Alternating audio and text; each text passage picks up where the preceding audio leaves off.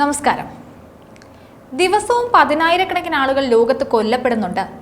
മരിക്കുന്ന ഒരു സാധാരണ മനുഷ്യനായാലും ഉന്നതനായാലും കൊലപാതകം തന്നെയാണ്.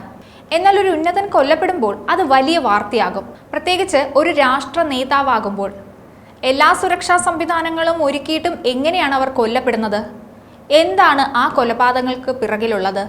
ഇങ്ങനെയുള്ള ചോദ്യങ്ങളെല്ലാം ആ സമയത്ത് ഉയർന്നു വരാറുണ്ട്. വ്യക്തിപരമോ രാഷ്ട്രീയമോ ആയ ശത്രുത കാരണം ഉന്നത നേതാക്കൾ ആക്രമിക്കപ്പെടുന്നത് ചരിത്രത്തിൽ നമ്മൾ പലതവണ കണ്ടു കഴിഞ്ഞു. ലോക നേതാക്കളിൽ പലരും മരണഭയത്താൽ വ്യാകുലരായിരുന്നു.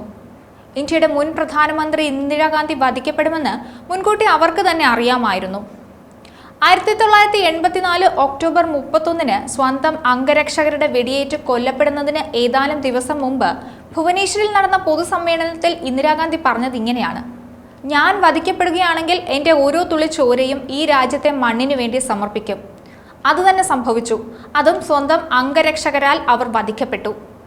ലോക നേതാക്കളെല്ലാം ഭീഷണി നേരിടുന്നുണ്ടെങ്കിലും പുതിയ കാലത്തെ സുരക്ഷാ വെല്ലുവിളി അതിസങ്കീർണമാണെന്ന് പറയണം.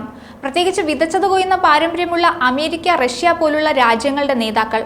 മികച്ച സുരക്ഷാ സംവിധാനങ്ങളുള്ള ആധുനിക ലോകത്ത് പോലും നേതാക്കൾ സുരക്ഷിതരല്ല എന്നതിൻ്റെ തെളിവാണ് ജപ്പാൻ മുൻ പ്രധാനമന്ത്രിയുടെ കൊലപാതകം. റഷ്യൻ പ്രസിഡന്റ് വ്ളാഡിമിർ പുടിന്റെ ആഡംബര കാറിന് തീ പിടിച്ചതായി അടുത്തിടെ റിപ്പോർട്ട് ചെയ്യപ്പെട്ടിരുന്നു. കാറിന് തീ പിടിക്കുന്ന ദൃശ്യങ്ങൾ സമൂഹ മാധ്യമങ്ങളിൽ പ്രചരിച്ചു. മോസ്കോയിലെ ഫെഡറൽ സെക്യൂരിറ്റി സർവീസ് ഓഫീസ് ആസ്ഥാനത്ത് സമീപത്തായിരുന്നു കാറിന് തീ പിടിച്ചത്. കാറിൽ നിന്ന് പുകയുരുന്നതും സമീപത്തുള്ളവർ തീ അണയ്ക്കാൻ ശ്രമിക്കുന്നതുമെല്ലാം ദൃശ്യങ്ങളിലുണ്ട്. എഞ്ചിൻ ഭാഗത്താണ് ആദ്യം തീ പിടിച്ചത്. പിന്നീട് കാറിനുള്ളിലേക്ക് വ്യാപിക്കുകയായിരുന്നു.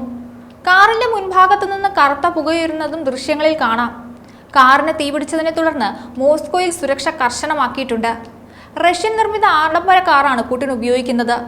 റഷ്യൻ പ്രസിഡന്റിന് നേരെ നടന്ന വധശ്രമമാണെന്ന തരത്തിലും വാർത്തകളൊക്കെ പ്രചരിച്ചിരുന്നു. കാർ തീപിടിച്ചതിന് പിന്നിൽ കൊലപാതക ഗൂഢാലോചന ഉണ്ടെന്ന തരത്തിലുള്ള ആശങ്കകളും ഉണ്ടായിരുന്നു.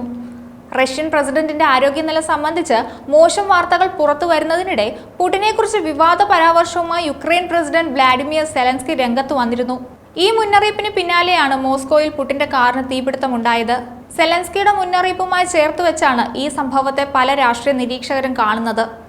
വ്ളാഡിമിർ പുടിൻ റഷ്യൻ നിർമ്മിത ഓറസ് വാഹനങ്ങളാണ് കൂടുതലും ഉപയോഗിക്കുന്നത്. ശക്തമായ സുരക്ഷാ സംവിധാനങ്ങളുള്ള വാഹനമാണിതൊക്കെ. ഇത്തരം വാഹനങ്ങൾ ഉത്തര കൊറിയയുടെ കിം ജോങ് ഉൻ ഉൾപ്പെടെയുള്ള വിദേശ നേതാക്കൾക്ക് സമ്മാനിക്കുകയും ചെയ്തിരുന്നു. വൻ സുരക്ഷാ സംവിധാനങ്ങളുള്ള കാർ അപകടത്തിൽപ്പെട്ടത് സംബന്ധിച്ച് ദുരൂഹത ഇപ്പോഴും നിലനിൽക്കുന്നുണ്ട്. ഇത് റഷ്യൻ പ്രസിഡന്റിന് നേരെയുണ്ടായ വധശ്രമം എന്ന നിലയിലാണ് അന്വേഷണവും പുരോഗമിക്കുന്നത്. ലോകത്തെ ഏറ്റവും കൂടുതൽ സുരക്ഷയുള്ള നേതാക്കളാണ് അമേരിക്കൻ പ്രസിഡന്റും റഷ്യൻ പ്രസിഡന്റുമൊക്കെ. അങ്ങനെയുള്ള ഒരു രാഷ്ട്ര നേതാവിൻ്റെ കാറിനാണ് തീപിടിച്ചതെന്ന് ഓർക്കണം. മറ്റൊരു വീഡിയോയുമായി വീണ്ടും കാണാം. ന്യൂസ് ഡെസ്ക്, ഈനാട് മലയാളം.